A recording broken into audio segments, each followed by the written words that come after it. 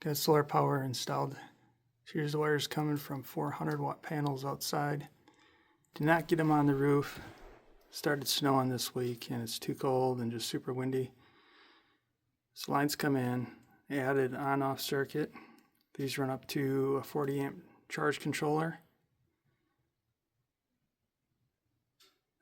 There's the battery shunt monitor. Added 2 bus bars. 3000 watt inverter. There's the 2 fuses, an ANL fuse and inline fuse. And an on-off switch for the positive to the battery, and I have these wired in parallel. 12 volt system, 3 100 amp hour batteries.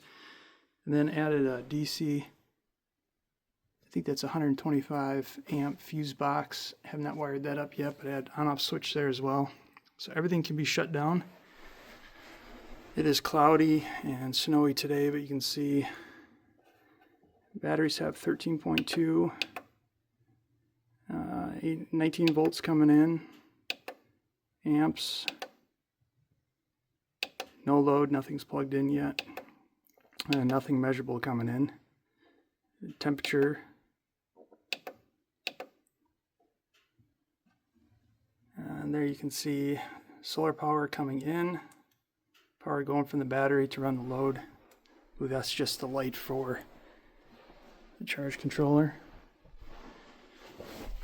I haven't done a video in a long time, just been too busy, but Jax and I are up here warming it up, gotta do some staining. So you can see carpeting in the loft. And there's the entire system. I think the system was around $1,600 from Renogy. Had to add probably another $400 in parts just to make it safer. So windows have been stained. Built a coffee table.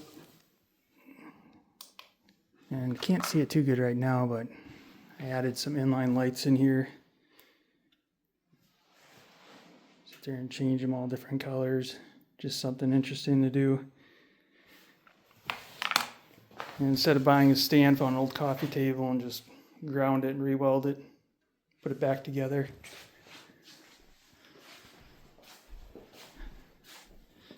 Here's a little snow. It's about, I think, 25 degrees out. Very windy. You can actually hear it here just whistling. Still got to stay in the bathroom door, working on that.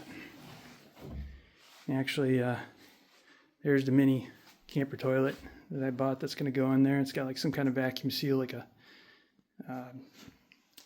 diaper genie type thing. So I get that together to see it. And put together a table. It's got all my stuff on it right now, but just some oak laying around. Used up some epoxy and just picked up some chairs. Finally got some wood split out there. Wish I'd have done that sooner. It's still pretty wet. So, working on a coat rack. And just starting to decorate it to make it look a little bit better. Yeah, of course I got to get a TV in here.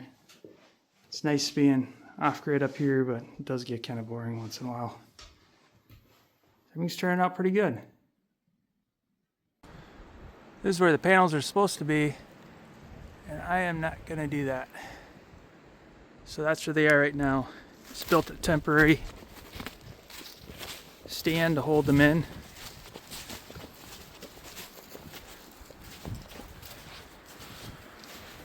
Now, not the prettiest, but it's gonna work. Had to add 3 of their Z brackets because the tin is too deep to connect them without bending the panels on top. Should work fine. Just ran the wires up. It's kind of taut right now because of where they're located. They're supposed to be on the roof. But when I'll leave these connected. I'll just shut down the circuit inside and I will move that panel underneath the eave, because obviously you end up getting a snow or ice storm. It's possible any one of these trees could drop something on it. It definitely is windy.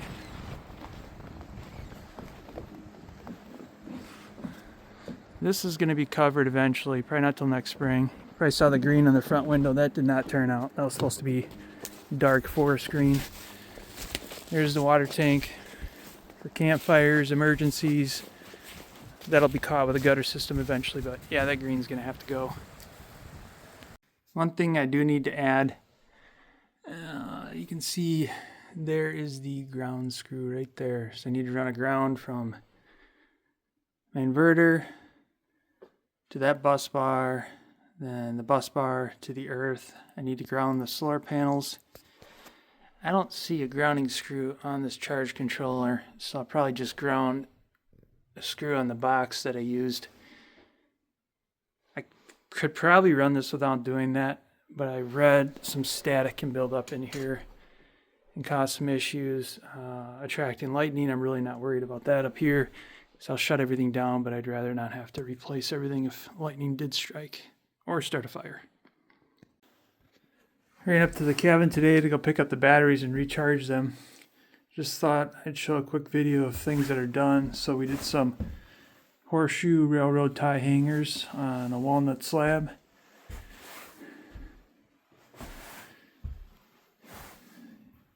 See, I got the kitchen table. It's pretty much cleaned up in here. There's one more rug going in this area. So that folds out into like a seat bed.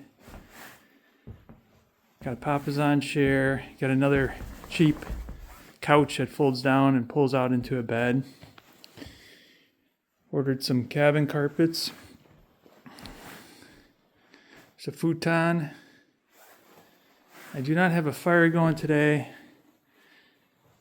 I did run some electrical in here, temporarily ran an AC line until I get my box. Threw a TV in. Loft up there, we did say last weekend, it does get 80 degrees up there when it's 70 down here. But today, let's see if this will register. It is 3 degrees in here right now. And it was 12 below last night, so we did not stay here. Oh, set off the carbon monoxide detector. You can see we got dumped on last weekend. That's just a quick view. It's pretty much done. Doing some electrical yet. Got wires hanging down everywhere, but I can't turn them on because I just pulled the batteries out. I got to charge those at home. I'm just throwing in a bunch of DC lights. But apparently, when these batteries come, I didn't realize this, they come half charged, but that makes sense. So you have to order a special charger. There's the little toilet I told you about. These things, I think I paid $1,000 for this with the refills. Right now they're already up to $1,300, so I'm glad I bought that a while back. So next weekend I think we will be staying up here though. It'll be much warmer, it'll be 30 degrees out.